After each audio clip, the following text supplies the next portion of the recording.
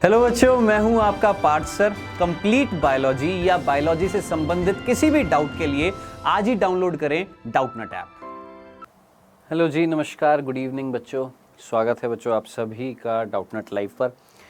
बात कर रहे थे किसकी? पुष्पीय पादपों में लैंगिक जनन की। बात कर रहे थे किसके? पुष्पीय पादपों में लैंगिक जनन या लैंगिक प्रजनन की, है ना। और इसमें हम बात कर रहे हैं किसकी? पुष्प की, जिसमें हम लोगों ने नर जनन अंग पूरा पढ़ लिया था। एनसीईआरटी की एक एक लाइन हमने देख ली थी।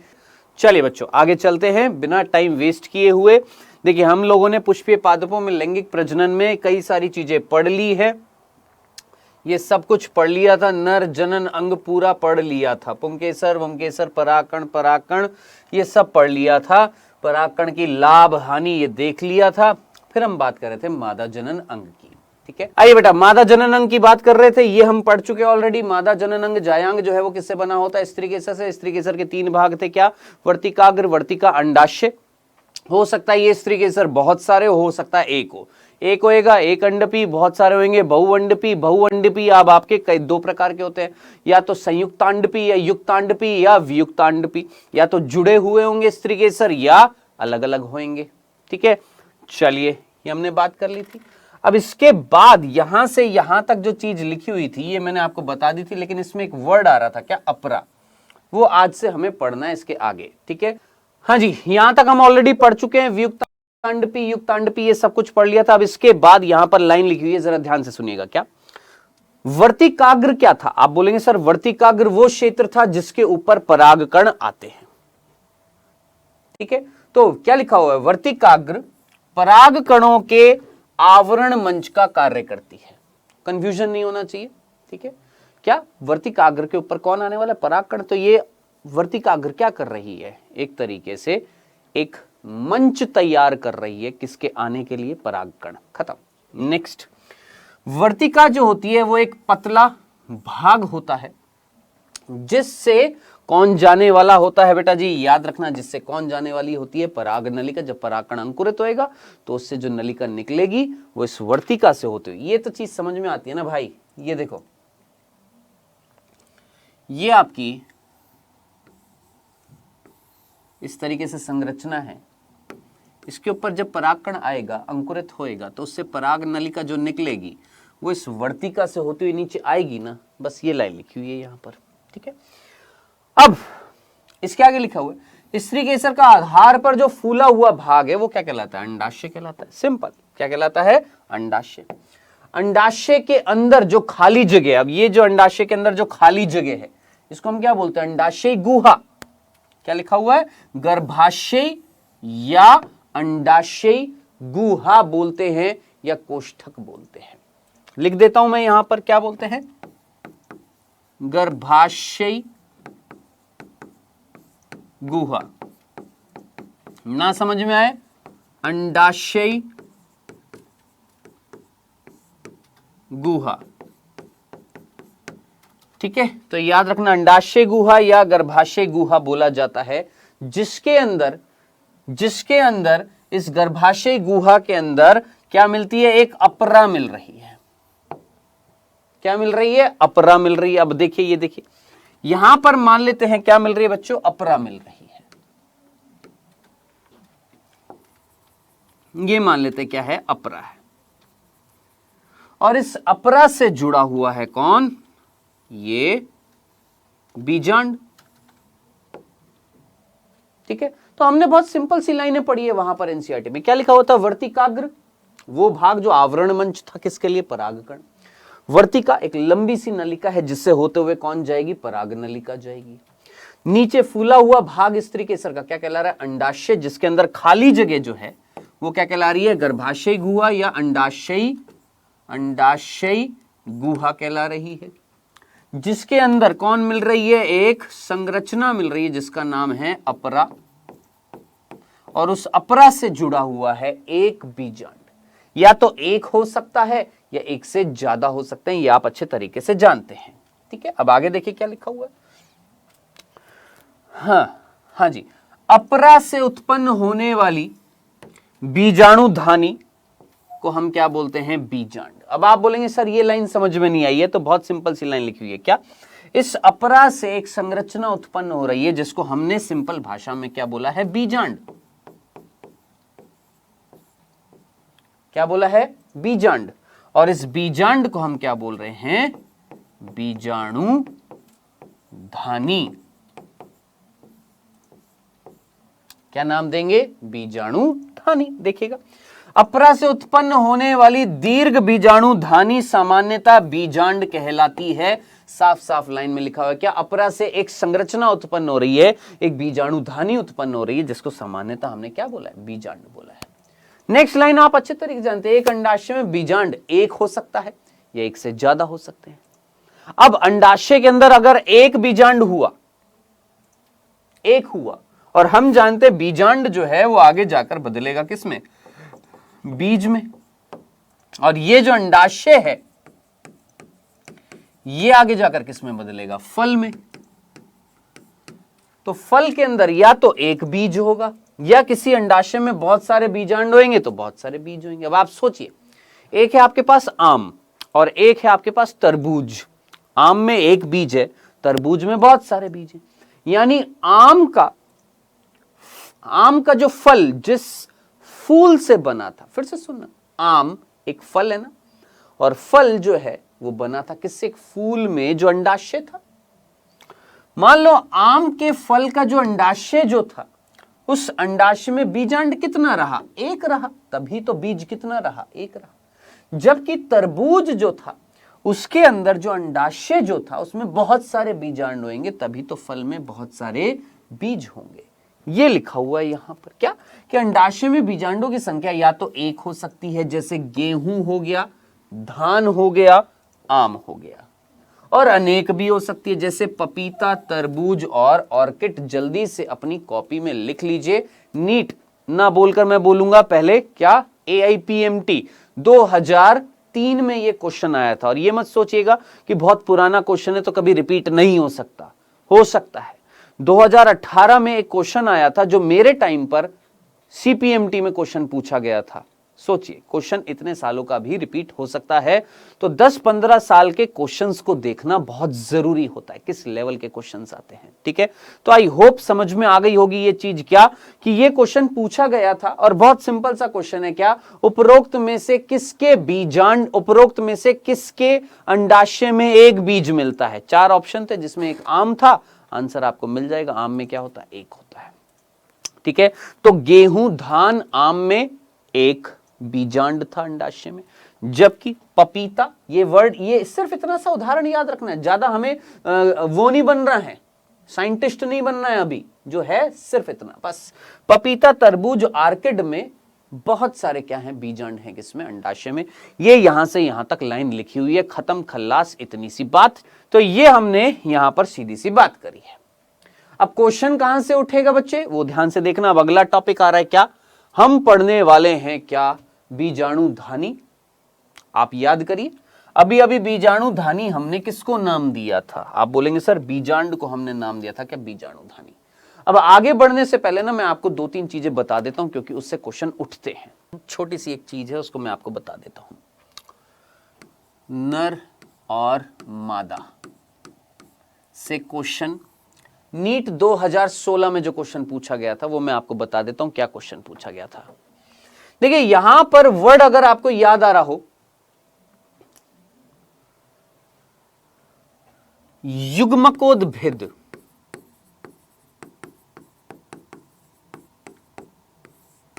याद आ रहा है, यहां पर भी वर्ड आएगा क्या, युग्मकोद्भिद।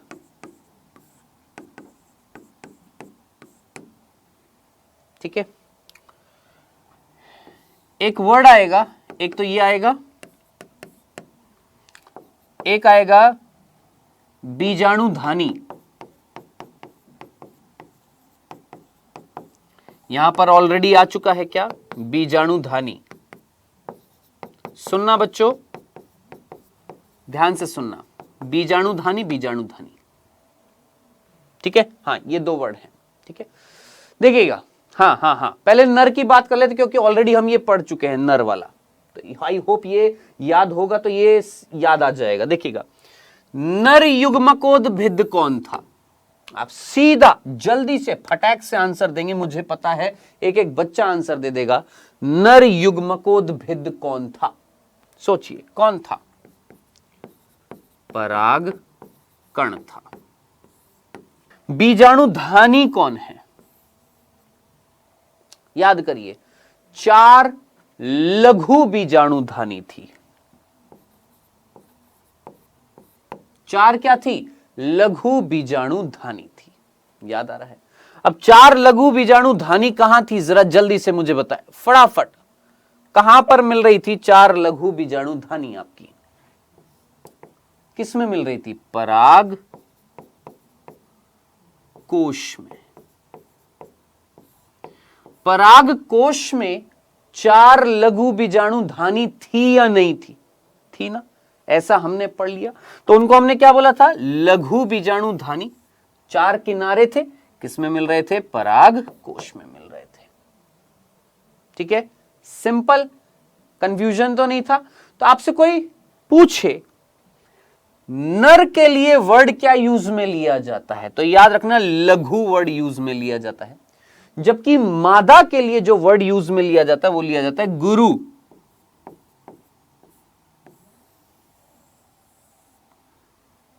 ठीक है, क्या वर्ड यूज में लिया जाता है? गुरु। तो असली गुरु कौन है? असली गुरु कौन है भाई? मेरे ख्याल से आप समझ गए होंगे असली गुरु कौन है एक बच्चे के जीवन में। मैं नर हूं, लेकिन असली गुरु कौन है? माता है ना? तो याद रखना, स्त्री मादा के लिए वर्ड यूज में लिया है क्या? गुरु है। ठीक है, चलिए, गुरु बीजाणु धानी। अब यहां पर गुरु क्यों लिया गया है? क्योंकि आकृति के आधार पर है। यहां पर मम्मी पापा के आधार पर नहीं है, यहां पर आकृति के आधार पर है। गुरु का मतलब है बड़ा। जैसे गुरु का स्थान क्या होता है? बड़ा होता है। उसी तरीके से यहां पर गुरु का मतलब क्या होगा? बड़ा है। ठीक है, और लघु का मतलब छोटा। तो गुरु बीजाणुधानी जो है कौन है? मेरे ख्याल से आपको समझ में आ गया कौन है बेटा जी। ये जो संरचना है कौन सी? मेरे ख्याल से यहां पर लिखी हुई है क्या? बीजांड जो होती है, ये देखिए यहां पर लिखा भी हुआ है। कौन? बीजांड जो होता है उससे हम क्या बोलते हैं? गुरु बीजाणुधानी। ये क्वेश्चन पूछा गया है, याद रखना, नीट 2015 में ये भी क्वेश्चन आया था। उपरोक्त में से कौन गुरु बीजाणुधानी है? आंसर याद रखना, कौन है भैया गुरु बीजाणुधानी? कौन था? बीजांड था। तो बीजांड को हम क्या बोलते हैं? वर्ड याद रखना बच्चे, कृपया करके रिक्वेस्ट है आप सभी से, भूलना मत, कृपया करके भूलना मत। कौन? बीजांड जो है वो कौन है? गुरु बीजाणुधानी है। ठीक है, नेक्स्ट, मादा युग्मकोद्भिद कौन है? हालांकि ये आएगा, फिर भी याद रखना क्या? मादा युग्मकोद्भिद, आप में से कईयों को आंसर याद भी होगा, कईयों को पता भी होगा। भ्रूण कोश जो होता है उसे हम क्या बोलते हैं? याद रखना क्या? मादा युग्मकोद्भिद। याद रखना, भ्रूण कोश को क्या बोला जाता है? मादा युग्मकोद्भिद। और गुरु बीजाणुधानी कौन है? बीजांड है। याद रखना ये चीज, हो सकता है अगर इस साल क्वेश्चन उठ गया तो याद रखना इस चीज को। ठीक है, नर में नर युग्मकोद्भिद कौन था? परागकण था। और लघु बीजाणुधानी जो था वो किस में मिल रहा था? पराग कोश में मिल रहा था। ठीक है भाई, चलें आगे आइएगा। तो हम यहां पर बात करने वाले हैं किसकी? बीजांड की संरचना देखने वाले हैं। यहां पर कुछ वर्ड लिखे हुए हैं, कृपया करके अंडरलाइन कर लीजिए। बीजांड वृंत, नाभिका, अध्यावरण, बीजांड द्वार, ये कुछ निभाग, बीजांड काय। ठीक है, ये कुछ वर्ड यहां पर लिखे हुए हैं, इनको जरा जल्दी से मैं आपको बता देता हूं। ठीक है, आइए जरा जल्दी से देखिएगा बेटा जी।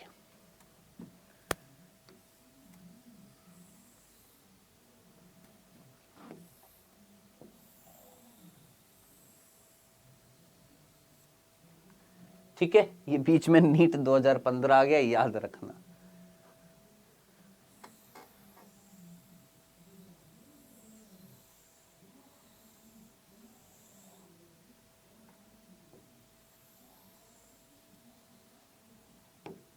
हाँ जी, ये है कौन? सिंपल तरीके से मैंने आपको समझाने की कोशिश करी है। ये कौन है? बीजांड है। ठीक है, बीजांड ये दिख रहा है, ये है बेटा जी बीजांड। अब इस बीजांड में एक एक चीज को जरा ध्यान से सुनना। बीजांड जो है उसको हमने क्या बोला है भैया? ये बीजांड जो होता है इसको हम बोलते हैं गुरु बीजाणु धानी। क्या बोलते हैं? गुरु बीजाणु धानी। अब आप बोलेंगे क्यों बोला गुरु बीजाणु धानी? अरे बाबा, इसको लघु बीजाणु धानी क्यों बोला था? इसको लघु बीजाणु धानी क्यों बोला था? पराग कोश के जो 4 किनारे थे उनको लघु बीजाणु धानी क्यों बोला? क्योंकि उसके अंदर मिल रही थी लघु बीजाणु मात्र कोशिका। क्या मिल रही थी? लघु बीजाणु मात्र कोशिका मिल रही थी, नहीं मिल रही थी? तो सोचिए, इसको मैं गुरु बीजाणु धानी क्यों बोलूंगा? क्योंकि इसके अंदर मिलेगी गुरु बीजाणु मात्र कोशिका। कौन मिल रही है? गुरु बीजाणु मात्र कोशिका।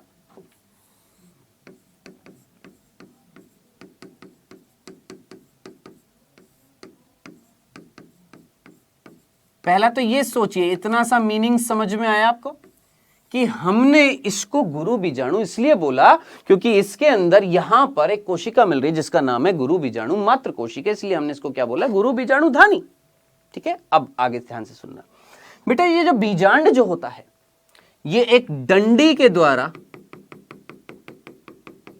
ये डंडी आपको दिख रही है, एक डंडी के द्वारा किससे जुड़ा हुआ है? यहां पर नीचे कौन होएगा? अभी अभी बताया था कौन है ये? अपरा है। ये बीजांड का ये पूरा का पूरा ये जो बीजांड जो है ये एक डंडी के द्वारा अपरा से जुड़ा हुआ है। इस डंडी को क्या बोलते हैं? बहुत सिंपल, क्या बोलते हैं? बीजांड वृंत।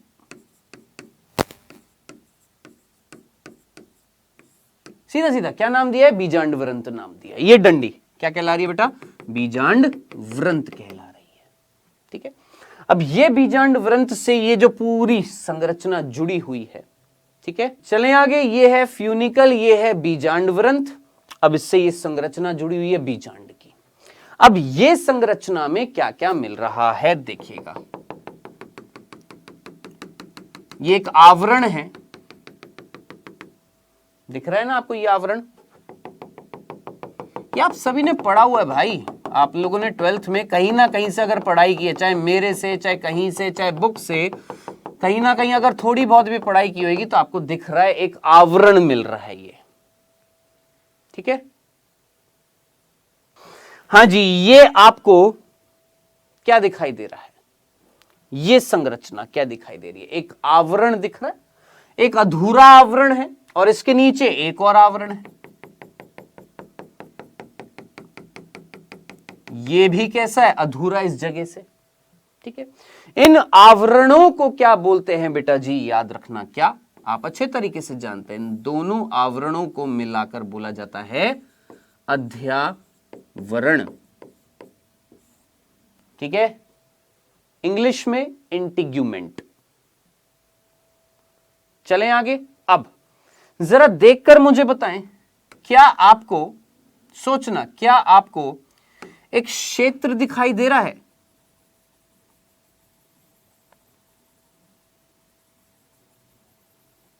एक क्षेत्र जहां पर ये आवरण और ये आपका बीजांड वृंत एक दूसरे से जुड़ते हुए दिखाई दे रहे हो।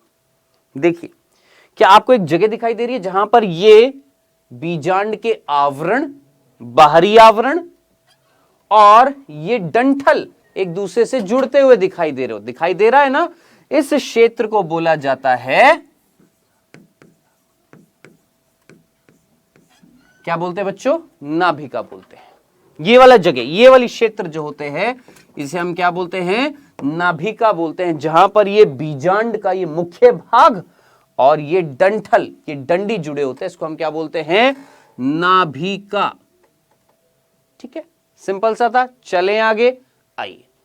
अब ये जो अध्यावरण है, मैंने आपको बताया ये 2 अध्यावरण है। ये दोनों अध्यावरण जो हैं ये एक क्षेत्र पर एक दूसरे से जुड़े हुए नहीं थे। एक छिद्र दिखाई दे रहा है जिसका नाम आप अच्छे तरीके से जानते हैं। क्या बोलते हैं इसको? बीजांड द्वार। क्या बोलते हैं इसको? बीजांड द्वार को इंग्लिश में माइक्रोपाइल एंड। ठीक है, तो याद रखना बीजांड द्वार को क्या बोलते हैं? माइक्रोपाइल एंड या माइक्रोपाइल पोर बोलते हैं, हिंदी में बीजांड द्वार। सोचिए बीजांड का एक द्वार है या नहीं है? सिंपल। चल, अब इसके विपरीत जो जगह है ये वाली जो विपरीत जगह जो है, ये वाली पूरी जो बीजांड द्वार के विपरीत है, इस क्षेत्र को, ये जो पूरा क्षेत्र है, इस क्षेत्र को हम क्या बोलते हैं? निभाग। क्या नाम देते हैं? निभाग नाम देते हैं, चैलेजा या कैलेजा नाम बोलते हैं। इंग्लिश में कैलेजा, हिंदी में निभाग। ये चीज, ये सिंपल सी चीज क्या आप सभी ने पहले पढ़ी हुई है ना? सभी ने पढ़ी हुई है ना? सब कुछ पढ़ा हुआ है ना? बस उसी चीज को तो रिवाइज करना और कुछ भी नहीं है। ठीक है, अब देखिएगा यहां पर ये आवरण के अंदर एक कोशिका मिल रही थी जिसका नाम था गुरु बीजाणु मात्र कोशिका। कौन सी कोशिका मिल रही थी? गुरु बीजाणु मात्र कोशिका मिल रही थी ना? अब आप मुझे बताएंगे इस कोशिका के चारों तरफ और कोशिकाएं भी हैं।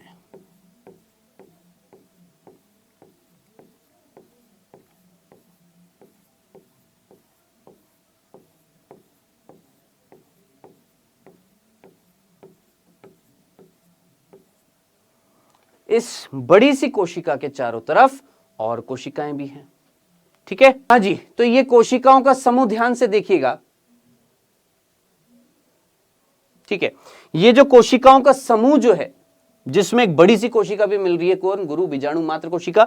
ये कोशिकाओं का जो ऊतक मिल रहा है, कोशिकाओं का जो समूह मिल रहा है, याद रखना इस पूरे समूह को, यहां पर ये जो पूरा समूह मिल रहा है, इस पूरे समूह को हम बोलते हैं बीजांडकाय।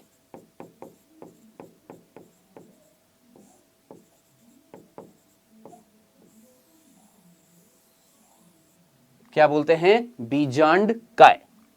तो क्या मैं बोल सकता हूं बीजांडकाय क्या है? एक ऊतक है जिसमें एक बड़ी सी कोशिका मिल रही, कौन? गुरु बीजाणु मात्र कोशिका।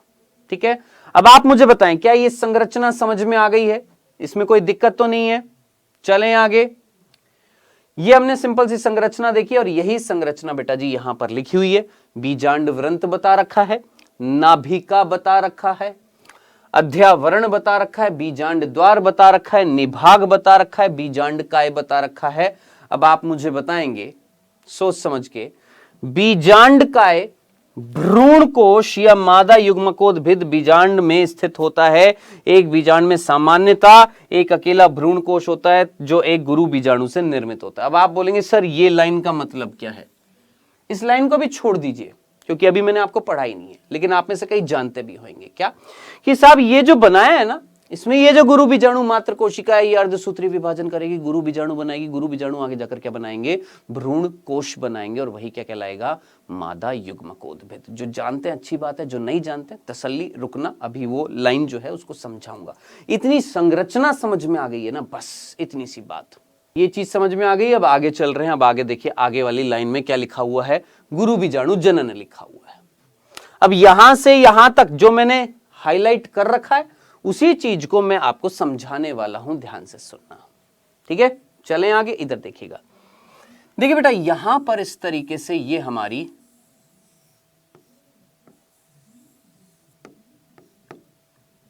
संरचना थी ना। कौन थी बेटा? बीजांड था। इस बीजांड के अंदर मैंने आपको बोला क्या, यहां पर अध्यावरण के अंदर क्या मिल रही थी? कोशिकाएं मिल रही थी, जिसमें एक बड़ी कोशिका थी जिसका नाम क्या था? क्या नाम था इस बड़ी सी कोशिका का? आपने बोला, जिसको आपने बोला था क्या? गुरु बीजाणु मात्र कोशिका बोला था ना। गुरु बीजाणु मात्र कोशिका। जल्दी से बता रहा हूं, ध्यान से सुनना और कोशिश करना एक ही बार में समझने की। गुरु बीजाणु मात्र कोशिका, ठीक है। इंग्लिश में आप बोलेंगे सर इसको बता दो, तो लो साहब, मेगास्पोर मदर सेल। तो मेगास्पोर मदर सेल या गुरु बीजाणु मात्र कोशिका जो है, याद रखना, भूलना मत, कैसी होती है? द्विगुणित होती है। कैसी होती है? 2n यानी द्विगुणित। ठीक है। अब ये गुरु बीजाणु मात्र कोशिका जो है क्या करने वाली है? ध्यान से सुनना। अपरा किससे बना होता है बच्चे? याद रखना, अपरा जो होती है उसमें संवहन ऊतक होते हैं, क्योंकि अपरा पोषण प्रदान करने वाली। अब जरा सोच, पेड़ों में पोषण कौन प्रदान करेगा? संवहन ऊतक में फ्लोएम और जाइलम होंगे ना। खत्म। ठीक है। हाँ जी। अब ये गुरु बीजाणु मात्र कोशिका को मैं बाहर बना रहा हूं, इसको मैं बाहर बना रहा हूं। देखिएगा, ये गुरु बीजाणु मात्र कोशिका जिसमें द्विगुणित केंद्रक मिल रहा था, इसमें क्या होएगा बेटा? अर्धसूत्री विभाजन होएगा, 4 कोशिकाएं बनेंगी। क्या बोला मैंने? ये जो गुरु बीजाणु मात्र कोशिका है, इसमें हुआ क्या? अर्धसूत्री विभाजन, और उस अर्धसूत्री विभाजन से, मियोसिस से बनी है 4 कोशिका, जो कैसी होंगी बेटा जी? अगुणित होंगी। ये है गुरु बीजाणु मात्र कोशिका, और इस गुरु बीजाणु मात्र कोशिका में हमने करा दिया अर्धसूत्री विभाजन। ठीक है। अब अर्धसूत्री विभाजन कराने के बाद जो कोशिकाएं बन रही हैं 4, ये जो 4 कोशिकाएं बन रही हैं, इन चारों कोशिकाओं में प्रत्येक कोशिका को बोला जाता है गुरु बीजाणु। प्रत्येक कोशिका क्या कहला रही है? गुरु बीजाणु।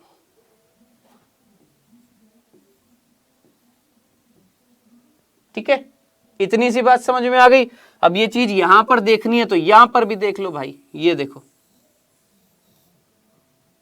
1 2 3 और 4, एक कोशिका के अर्धसूत्री विभाजन से 4 कोशिका बन गई है। प्रत्येक कोशिका क्या कहला रही है? गुरु बीजाणु। और ये बनने की प्रक्रिया क्या कहला रही है? यहां से यहां तक की प्रक्रिया क्या कहला रही है? गुरु बीजाणु जन।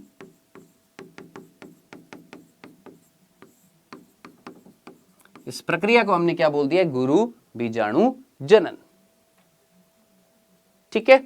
अब ये जो 3 हैं, इनमें से ये ये जो 4 हैं, इनमें से ये 3 वाली, अब जरा सोचिए, ये जो 3 हैं, ये किधर की तरफ है? किधर की तरफ है? निभाग। इन चारों को मैंने यहां पर बनाया है, जिसमें से ये 3 किधर की तरफ है? सोचिए, बीजांड द्वार की तरफ है कि निभाग की तरफ है? आप बोलेंगे सर बीजांड द्वार की तरफ है। ये हो जाएंगी नष्ट। क्या हो जाएंगी? ये नष्ट हो जाएंगी।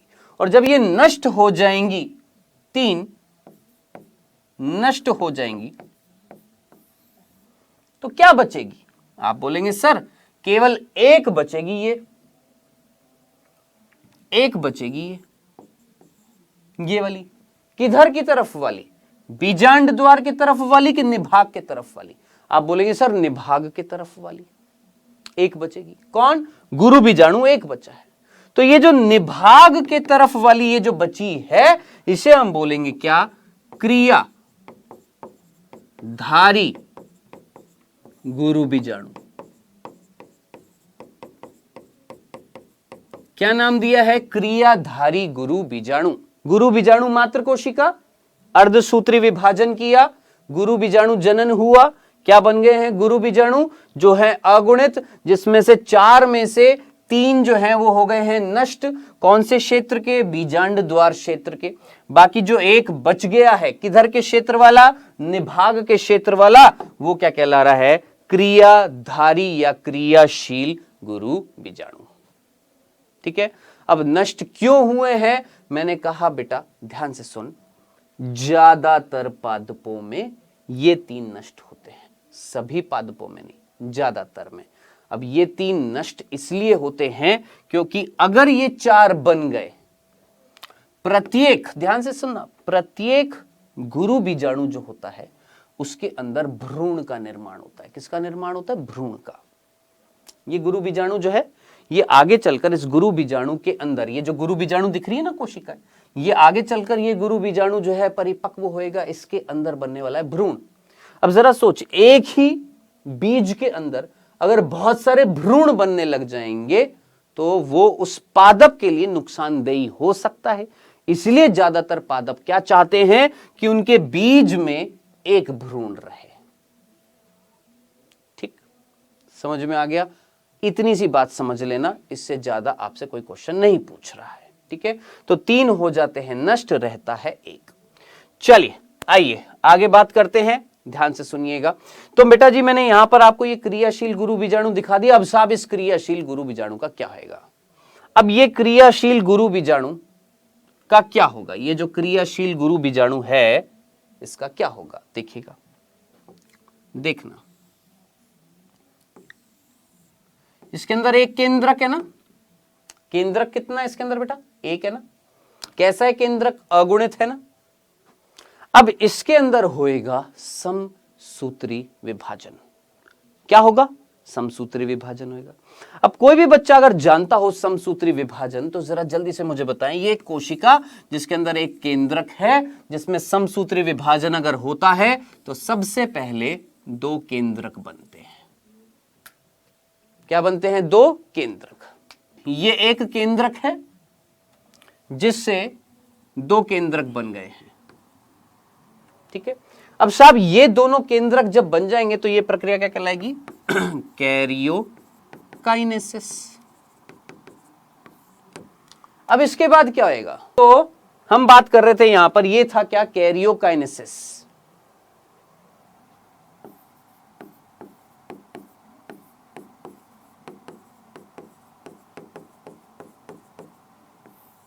कैरियोकाइनेसिस हुआ, केंद्रक से 2 केंद्रक बन गए हैं। ठीक है, अब इसके बाद क्या होता है? आप बोलेंगे सर साइटोकाइनेसिस होता है। साइटोकाइनेसिस होता है। साइटोकाइनेसिस का मतलब कोशिका द्रव्य विभाजन। ये जो कोशिका द्रव्य है इसका विभाजन होता है। अब साइटोकाइनेसिस जो होता है, अगर ये ना हो, हालांकि ये मैंने उस दिन भी बताया था आपको, साइटोकाइनेसिस अगर हो जाता है तो 2 कोशिकाएं बन जाती है। मैंने आपसे कहा कि मान लेते हैं ये साइटोकाइनेसिस ना हो, केवल क्या हो? कैरियोकाइनेसिस हो, तो इससे क्या होगा? आप बोलेंगे सर यहां से ये हुआ, फिर साइटोकाइनेसिस नहीं होगा, वापस से क्या होगा? कैरियोकाइनेसिस होगा, क्योंकि भैया प्रक्रिया तो चलती रहेगी ना। इस तरीके से कोशिका के अंदर केंद्रक की संख्या क्या होती जाएगी? बढ़ती जाएगी। याद करिए, ऐसी चीज किस में पढ़ी थी? टैपिटम में था या नहीं था? सोचिए, टैपिटम ने हमने यही पढ़ा था ना कि क्या, कि टैपिटम की जो कोशिकाएं होती है वो बहुकेंद्र की होती है। क्यों बहुकेंद्र की होती है? क्योंकि उनमें कोशिका विभाजन जब होता है, समसूत्री विभाजन जब होता है, तो वहां पर साइटोकाइनेसिस ना होकर लगातार क्या होता है? कैरियोकाइनेसिस होता है। ये हमने पढ़ा था किसमें? टैपिटम में। अब वही की वही चीज यहां पर देखिएगा, किसमें? गुरु बीजाणु जनन में। देखना, ये कोशिका थी, सॉरी, वही की वही चीज देखना बेटा जी, किसमें? इस गुरु बीजाणु में देखना। ये जो क्रियाशील गुरु बीजाणु है इसमें देखना जल्दी से, फटाफट, बिना टाइम वेस्ट किए। ये एक सेल है, कोशिका है, इसमें अगर विभाजन कराना है समसूत्री तो पहले क्या करेंगे? आप बोलेंगे सर सबसे पहले इसमें केंद्रक का विभाजन कराएंगे। किसका विभाजन करा दिया बेटा जी हमने? केंद्रक का। कितने केंद्रक बना दिए? 2। चलिए, अब आप बोलेंगे सर इसके बाद तो कोशिका द्रव्य का विभाजन होना चाहिए था। मैंने बोला नहीं हो रहा, नहीं हुआ। फिर से वापस से क्या हुआ? केंद्रक का विभाजन हुआ। 2 से कितने हो जाएंगे? 4। आप बोलेंगे अब क्या वापस से कोशिका द्रव्य का विभाजन होएगा? मैं बोलूंगा नहीं होएगा। फिर से वापस से क्या होएगा? केंद्रक का विभाजन हो जाएगा। कितने हो जाएंगे? 4 से 8।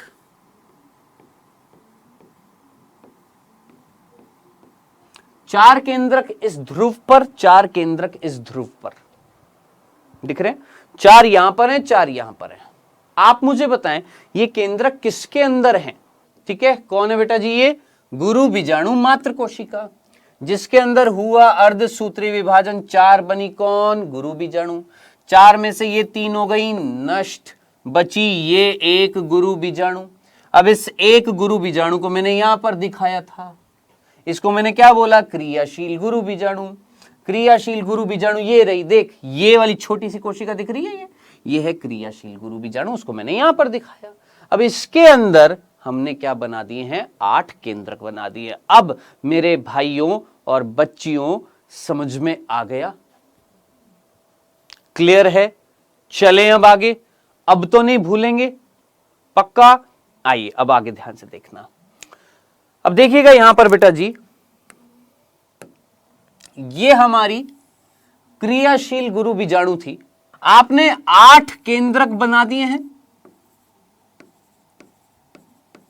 आपने इस संरचना को क्या नाम दे रखा है अभी भी, क्रियाशील गुरु बीजाणु। अब इस क्रियाशील गुरु बीजाणु में 8 जो केंद्रक हैं, उन 8 केंद्रकों में से 2 केंद्रक आ जाएंगे बीच में, रह जाएंगे 3 केंद्रक यहां पर और 3 केंद्रक यहां पर। सिंपल, एक केंद्रक यहां से उठकर यहां आ गया, एक केंद्रक यहां से उठकर यहां आ गया, बीच में आ गए। ये जो 3 केंद्रक है, देखिए अभी तक आपने क्या देखा, क्या यहां से यहां और फिर यहां, क्या आपने अभी तक साइटोकाइनेसिस होते हुए देखा? क्या आपने यहां से यहां तक साइटोकाइनेसिस होते हुए देख लिया? देखा आपने यहां से यहां तक साइटोकाइनेसिस? नहीं देखा ना। लेकिन अब सोचो, अब होएगा क्या, साइटोकाइनेसिस। और साइटोकाइनेसिस का मतलब कोशिका द्रव्य का विभाजन, है ना। अब देखिए, कोशिका द्रव्य का विभाजन हुआ, लेकिन कैसे हुआ? कोशिका भित्ति का निर्माण होकर। इस केंद्रक के ऊपर कोशिका भित्ति बनी, इस केंद्रक के ऊपर कोशिका भित्ति बनी और इस केंद्रक के ऊपर कोशिका भित्ति बन गई। इस केंद्रक के ऊपर बनी, इनके ऊपर बनी, और ये जो 2 केंद्रक थे इनके ऊपर भी बन गई है। अब जिनका माथा चकराने वाला है, जरा सोचना, दिमाग लगाना, क्या आपको ये बॉक्स दिखाई दे रहा है? दिख रहा है? दिख रहा है ना? सोचो, ये बॉक्स दिख रहा है?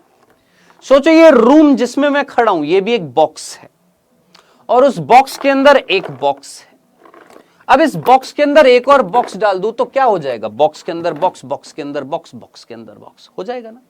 तो वही चीज है, देखिए एक कोशिका, एक कोशिका, है ना। ये जो संरचना है, ये एक कोशिका थी। कौन? क्रियाशील गुरु बीजाणु जो थी, ये एक कोशिका थी या नहीं थी? आप बोलेंगे हां सर, ये एक कोशिका ही तो थी ना, जिसके अंदर 8 केंद्रक थे ना। थे कितने? 8 केंद्रक थे। अब जरा सोचिए क्या परिवर्तन आता हुआ आपको दिखाई दे रहा है। एक बड़ी सी कोशिका जो है, उसके अंदर 1 2 3 4 5 6 और 7 कोशिका बनती हुई दिखाई दे रही हैं आपको। सोचो, 7 कोशिका बनती हुई दिखाई दे रही हैं। और कितने केंद्रक हैं? आप बोलेंगे सर टोटल 8 केंद्रक हैं। 1 2 3 4 5 6 7 8 केंद्रक है ना। अब ध्यान से सुनना, ये 7 कोशिका और 8 केंद्रक वाली ये जो संरचना है, जिसको हमने पहले बोला था क्रियाशील गुरु बीजाणु, अब कहलाएगी भ्रूण कोश। अब इसको नाम दूंगा मैं बेटा जी क्या? भ्रूण कोश या मादा युग्मकोद्भिद। क्या नाम दिया है? मादा युग्मकोद्भिद। अब आप बोलेंगे क्यों? क्योंकि बेटा जी ये जो 7 कोशिकाएं हैं ना, इनमें से ये वाली जो कोशिका है, इसे हम बोलते हैं अंड कोशिका, और यही अंड कोशिका जो होती है, ये क्या होती है? मादा युग्मक होती है। तो अब आप मुझे बताएं, युग्मकोद्भिद का मतलब क्या था? याद आ रहा है? जिसके अंदर युग्मक होता है। सोचो, इस संरचना को मैंने भ्रूण कोश नाम दिया, और इस संरचना के अंदर मादा युग्मक मिल रही है अंड कोशिका, तो ये संरचना क्या कहलाएगी? भ्रूण कोश कहलाएगी या नहीं कहलाएगी? कहलाएगी ना। तो ये सिंपल सी चीज थी, बताएं क्या आपको ये चीज समझ में आई है? अब ये जो भ्रूण कोश है इसके अंदर ये 7 कोशिकाओं का नाम जरा देख लेते हैं, जिसमें से एक कोशिका मैंने आपको बड़ी सी बता दी, कौन सी? अंड कोशिका। और इसके साइड में जो 2 छोटी कोशिकाएं आप जानते हैं, इनको क्या बोलते हैं? सहायक कोशिका। और इन दोनों को मिलाकर यानी एक अंड कोशिका और 2 सहायक कोशिका, कितनी है? 2 सहायक कोशिकाएं हैं, इनको मिलाकर बोला जाता है क्या? अंड समुच्चय। अंड समुच्चय।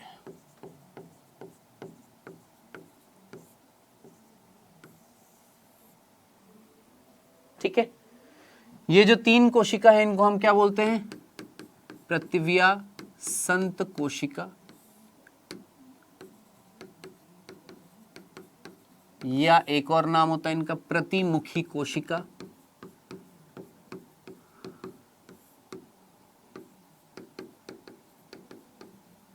अब इनको जरा सोचिए, इनका नाम प्रतिमुखी, प्रति का मतलब विपरीत और मुख का मतलब छेद। अब जरा सोचिए, ये 3 कोशिका इस बीजांड के अंदर कहीं ना कहीं, देखिएगा ध्यान से देखिएगा मैं क्या बना रहा हूं। ये 3 नष्ट हो गई थी, ये 1 बची थी। अब इस 1 में कुछ परिवर्तन आया जिसके कारण ये जो एक जो आपको दिखाई दे रही है, इसमें टोटल 8 केंद्रक बन गए थे, जिसमें बाद में इस तरीके से 3 कोशिकाएं बन गई हैं, बीच में 2 केंद्रक हैं, एक बड़ी सी कोशिका यहां पर भी है। ये संरचना क्या कहला रही है? भ्रूण कोश। अब जरा सोचिए, ये 3 कोशिका को हमने क्या नाम दिया? प्रतिमुखी, क्योंकि यहां पर मुख जो था ये द्वार था। इसके विपरीत मिल रही है तो क्या नाम पड़ा? प्रतिमुखी कोशिका। एग ऑपरेटर नहीं होता, एग एपरेटस होता है। एग एपरेटस होता है।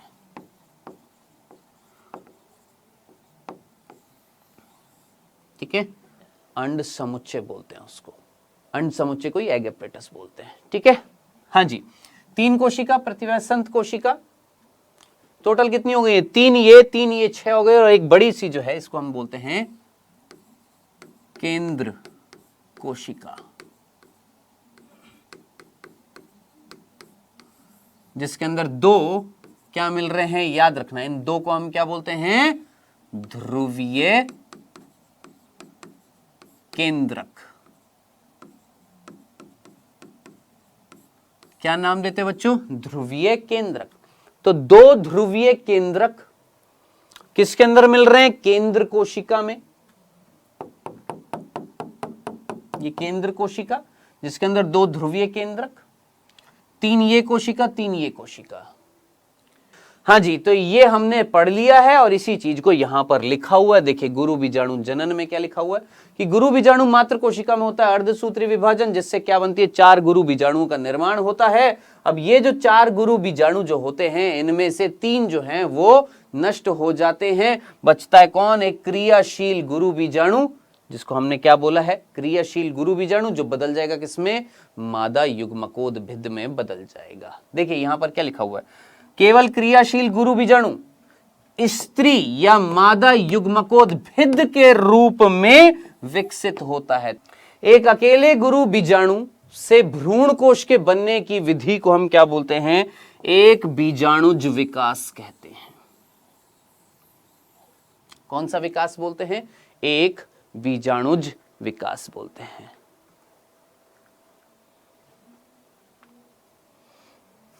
तो एक बीजाणुज विकास का मीनिंग समझ में आया आपको क्या? कि यहां पर 4 गुरु बीजाणु थे, जिसमें से केवल एक गुरु बीजाणु से क्या बना है? भ्रूण कोश बना है। इस विकास को हम क्या बोलते हैं? एक बीजाणुज विकास बोलते हैं। बस अब क्या हुआ था यहां पर? जो मैंने चीजें आपको बताई हैं, इस तरीके से परिवर्तन हुआ था, वो यहां पर लिखा हुआ है क्या? कि क्रियाशील गुरु बीजाणु के केंद्रक समसूत्री विभाजन करते हैं, 2 केंद्रक का निर्माण होता है जो विपरीत ध्रुवों को चले जाते हैं। हो गए हैं दो केंद्रकीय। अब ये जो दो केंद्रक हैं फिर से दो बार क्या करेंगे, समसूत्री विभाजन करेंगे, दो बार समसूत्री विभाजन करेंगे। सोचो, एक बार समसूत्री विभाजन हुआ, दो केंद्रक बने। अब ये दोनों केंद्रक दो बार समसूत्री विभाजन करेंगे, यानी एक बार करेंगे तो कितने हो जाएंगे, 4, फिर एक बार और करेंगे कितने हो जाएंगे, 8, तो टोटल कितने हो गए हैं, सोचिए 3 बार समसूत्री विभाजन हुआ है। आप बोलेंगे 3 बार, अरे बालक ये देखिए ये केंद्रक है, एक बार हुआ तो 2 बने, दूसरी बार हुआ तो 4 बने, तीसरी बार हुआ तो कितने बन गए, 8। तो आपसे कोई क्वेश्चन नीट में पूछ ले, है ना, कि भैया एक गुरु बीजाणु से भ्रूण कोश बनाने के लिए कितने समसूत्री विभाजन हुए, तो सीधा सीधा टिक लगाना, कितना, 3 हुए हैं। हाँ जी, क्लियर है ये वाली चीज, यहां तक चीज समझ में आ गई है। फिर वो लिखा हुआ है क्या, 4 केंद्रकीय हो जाएगा, फिर उसके बाद 8 केंद्रकीय भ्रूण कोश की रचना हो जाएगी, जिसमें से 8 केंद्रक जो है उनके ऊपर कोशिका भित्ति की नींव पड़ती है। किसकी नींव पड़ रही है, कोशिका भित्ति की। अब कोशिका भित्ति जब बन जाएगी तो मादा युग्मकोद्भिद या भ्रूण कोश का रूप ले लेता है, या मादा युग्मकोद्भिद या भ्रूण कोश बन जाता है, जिसके अंदर कितने केंद्रक हैं और कितनी कोशिकाएं हैं, 7 तो हैं कोशिकाएं और 8 हैं केंद्रक। ठीक है, तो ये चीज मैंने आपको बताई। अब यहां पर जरा ध्यान से देखना, यहां तक बेटा मैंने आपको बता दिया था मादा युग्मकोद्भिद या भ्रूण कोश बना दिया था। अब इसके नीचे साफ साफ लिखी हुई है, भ्रूण कोश के भीतर कोशिकाओं के वितरण का अवलोकन कीजिए। आपसे बोल रहा हूं, यहां पर लिखा हुआ है भ्रूण कोश के भीतर अवलोकन करना है आपने, किसका, कोशिकाओं का। कितनी कोशिकाएं हैं, क्या है, 6 केंद्रक जो हैं उन पर भित्ति कोशिकाओं से घिर जाती है। क्या बोला, यही बोला था ना मैंने आपके, 7 कोशिकाओं में से 6 कोशिका ऐसी थी जिनके ऊपर कोशिका भित्ति का निर्माण होगा। वही चीज यहां पर लिखी हुई है। और जो 2 केंद्रक हैं, 2 न्यूक्लियाई, यानी जो 2 बचे हुए केंद्रक हैं जिनको हमने ध्रुवीय न्यूक्लियाई या ध्रुवीय केंद्रक बोला है, ठीक है, जो अंड उपकरण के नीचे बड़ी केंद्रीय कोशिका में स्थित होते हैं। क्या लिखा हुआ है, केंद्रीय कोशिका में स्थित होते हैं। कौन, ध्रुवीय न्यूक्लियाई, यही तो बताया। ये केंद्रीय कोशिका, लो भैया केंद्र बोल दिया, ये लो केंद्रीय कोशिका, जिसके अंदर 2 ध्रुवीय केंद्रक है ना, ये चीज यहां पर लिखी हुई थी, जिसके ऊपर कोशिका भित्ति नहीं है।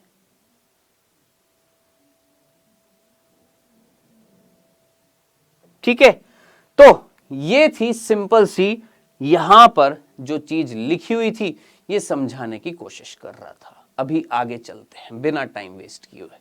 अब ये देखिए, ये संरचना है, ये गुरु बीजाणु मात्र कोशिका, जिससे क्या बने हैं, गुरु बीजाणु 4 बन गए हैं। ये क्या कहला रहा है, यहां से यहां तक क्या कहला रहा था, गुरु बीजाणु जनन।